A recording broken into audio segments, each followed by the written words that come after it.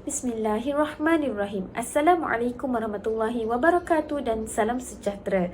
Saya Sharifah Nur Aisyah binti Said Salihuddin akan membentangkan tugasan kit pembelajaran individu bagi kerja kursus PMMB 3052 iaitu kursus Seni dalam Pendidikan. Sebelum itu, saya ingin mengucapkan setinggi-tinggi penghargaan kepada Tuan Haji Abdul Rahim bin Uthman selaku pensyarah yang telah banyak memberi tunjuk ajar dalam menyiapkan tugasan kali ini.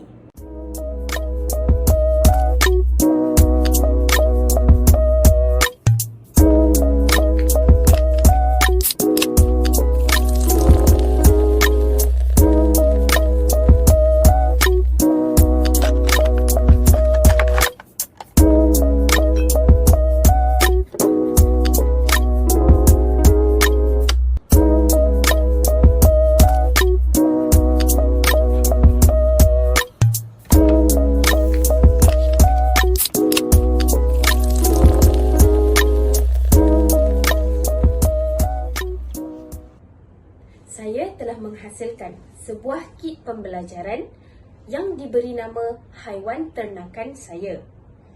Daripada kit pembelajaran ini, murid boleh melihat pelbagai jenis haiwan ternakan seperti ayam, lembu, biri-biri dan sebagainya.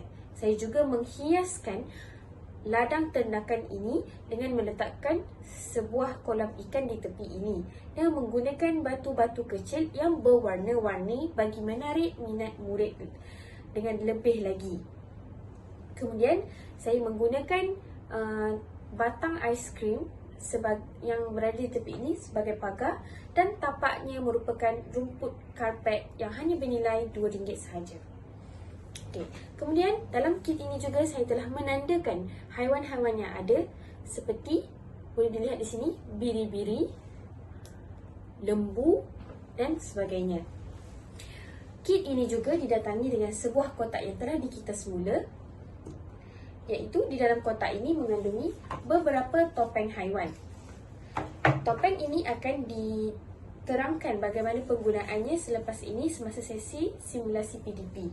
Sebelum itu, ingin saya terangkan, saya telah mengita semula pelitup muka dan meletakkan tali pelitup muka itu di belakang topeng ini. Maka murid akan boleh memakai topeng haiwan ini semasa berada di dalam kelas. Banyak lagi yang telah saya hasilkan seperti lembu, kambing dan sebagainya. Baiklah, sebelum saya menerangkan dengan lebih lanjut, ingin saya tekankan 3 seni dalam pendidikan yang telah saya gunakan dalam kit pembelajaran yang telah dihasilkan oleh saya, iaitu seni yang pertama iaitu seni visual. Saya menggunakan haiwan-haiwan yang maujud seperti kuda, kambing, biri-biri dan juga kolam ikan yang telah saya hasilkan di hujung kit pembelajaran saya, yang merupakan seni visual yang boleh dilihat secara maujud oleh para murid. Penggunaan seni-seni ini dapat menarik minat murid untuk mengkaji apakah kit yang telah saya hasilkan ini ketika saya bawa ke dalam kelas. Okey, seni muzik pula digunakan di dalam kit pembelajaran ini apabila guru memainkan lagu Pak Atan Ada Ladang, iaitu lagu yang sangat terkenal dalam kalangan murid-murid, iaitu lagu yang dihasilkan oleh Didi and Friends yang berkaitan dengan haiwan ternakan. Lagu ini akan dimainkan di dalam kelas semasa sesi PDP. Penggunaan seni muzik ini dapat dilihat dalam sesi simulasi PDP sebentar lagi. Sebelum itu, bunyi lagu ini adalah seperti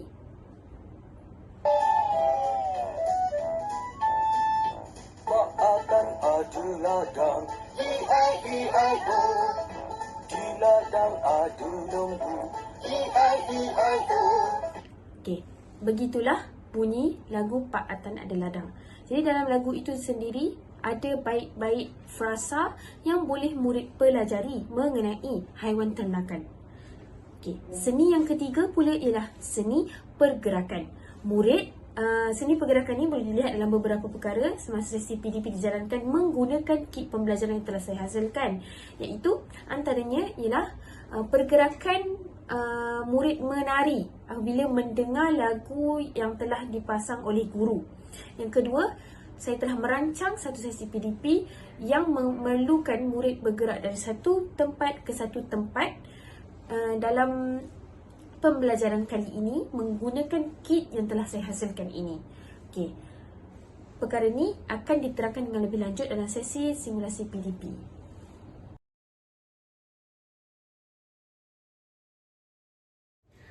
Datang ambil di hadapan.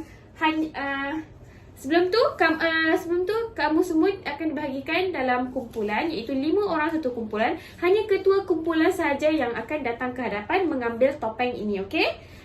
Ketua kumpulan boleh ambil. Siapa tadi? Haiwan lembu. Okey. Dan seterusnya akan berlangsung kepada semua pelajar. Pada semua kumpulan. Daripada haiwan yang kamu dapat, cikgu nak dalam kumpulan, kamu masing-masing bekerja dalam satu kumpulan kena fikir macam mana haiwan yang kamu dapat tu dapat menjana pendapatan. Contohnya seperti haiwan lembu. Daripada lembu, kamu rasa macam mana dapat duit? Jual daging. Lagi? Susu lembu. Jadi itulah apa yang cikgu nak kamu tulis atas kertas, dan kemudian daripada satu kumpulan akan bergerak ke kumpulan yang lain. Maksudnya, contohnya cikgu beri, daripada kumpulan haiwan lembu akan bergerak ke haiwan ayam. Jadi, ahli kumpulan lembu ini akan bergerak ke kumpulan haiwan ayam. Kemudian, ahli kumpulan haiwan ayam ini akan menerangkan bagaimana haiwan ayam ini dapat diternak dan dijanakan pendapatan melalui haiwan tersebut kepada haiwan lembu, ahli kumpulan haiwan lembu ini. Kemudian begitulah seterusnya kepada kumpulan-kumpulan yang lain. Jadi kamu akan mengetahui setiap haiwan itu bagaimana kamu dapat menjana pendapatan daripada kamu ternak dia. Boleh?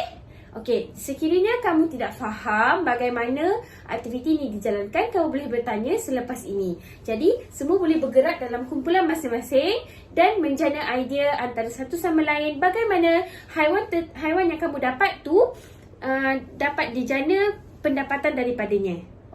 Boleh?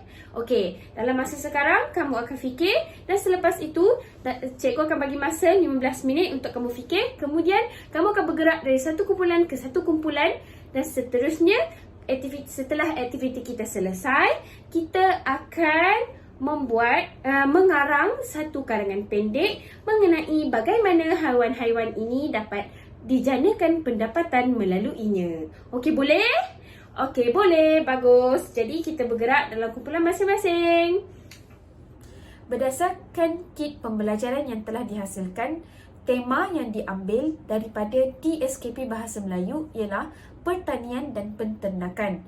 Tajuk pula ialah penternakan jana pendapatan. Berdasarkan DSKP Bahasa Melayu Sekolah Rendah bagi tahun 6, saya telah memilih standard kandungan 1/2, iaitu bertutur untuk menyampaikan maklumat dan idea bagi pelbagai tujuan. Saya juga telah memilih standard prestasi, iaitu 1/2, bertutur untuk menghujahkan sesuatu perkara menggunakan idea yang kritis dan kreatif berdasarkan maklumat yang tersurat dan tersirat. Baiklah, objektif pembelajaran yang hendak dicapai apabila menggunakan kit pembelajaran yang saya telah hasilkan ialah murid dapat mempelajari cara bagaimana untuk bertutur dengan bagi menyampaikan sesuatu idea bagaimana haiwan ternakan mampu untuk menjana pendapatan. Objektif yang kedua pula ialah murid dapat bertutur bagi menyampaikan maklumat yang berkaitan dengan haiwan ternakan secara kreatif dan kritis berdasarkan maklumat yang tersurat dan juga tersirat. Bagi meningkatkan kefahaman murid tentang pembelajaran mengenai haiwan ternakan ini, murid akan diminta untuk membuka buku teks halaman 144 hingga 145. Tadi, saya menggunakan pendekatan didik hibur, iaitu penggunaan seni muzik yang membolehkan murid belajar sambil berhibur. Penggunaan didik hibur ini mampu untuk menjadikan pembelajaran di dalam kelas lebih menyeronokkan. Hal ini kerana muzik yang dipasang dengan menggunakan pembesar suara jelas menarik minat murid untuk belajar. Seterusnya, aktiviti round table yang merupakan PAK21 atau pembelajaran abad ke-21 yang digunakan oleh saya akan meningkatkan lagi kemahiran bertutur para murid dengan lebih kreatif dan kritis. Mereka akan berbincang bagaimana sesuatu spesies haiwan itu yang diternak dapat menghasilkan pendapatan yang lumayan. Berdasarkan aktiviti round table ini, saya menggunakan pendekatan pembelajaran kooperatif iaitu secara berkumpulan. Seperti mana dalam sesi simulasi sebentar tadi, pelajar dibahagikan kepada beberapa kumpulan dan ketua kumpulan akan memakai topeng yang dihasilkan. Dalam kumpulan yang dibahagikan, murid akan bekerja dalam satu kumpulan. Mereka akan bekerjasama untuk menghasilkan idea, kemudian akan dikongsikan pula kepada rakan sekelas yang lain. Dalam masa yang sama, kemahiran bertutur para murid dan kemahiran mendengar juga dapat ditingkatkan lagi. Kesimpulannya, berdasarkan kit yang dihasilkan, guru dapat memastikan murid dapat memahami sepenuhnya apa yang disampaikan semasa berada di dalam kelas. Kit yang dihasilkan akan menarik minat murid untuk belajar. Okey, dalam erti kata yang mudah, jika dibandingkan dengan cara guru mengajar yang hanya masuk di dalam kelas dan menerangkan apa itu haiwan ternakan, apa jenis haiwan ternakan, apa yang dapat dihasilkan, berbanding dengan guru yang membawa kit pembelajaran yang dihasilkan ini, perbezaannya amat ketara kerana murid akan lebih tertarik kepada bahan maujud yang dihasilkan, yang dibawa oleh guru. Jadi, hasilnya, murid akan lebih fokus masa di dalam kelas dan memahami segala input yang disampaikan oleh guru kerana adanya kit pembelajaran ini dapat membantu guru memastikan semua murid memahami segala isi pembelajaran yang disampaikan.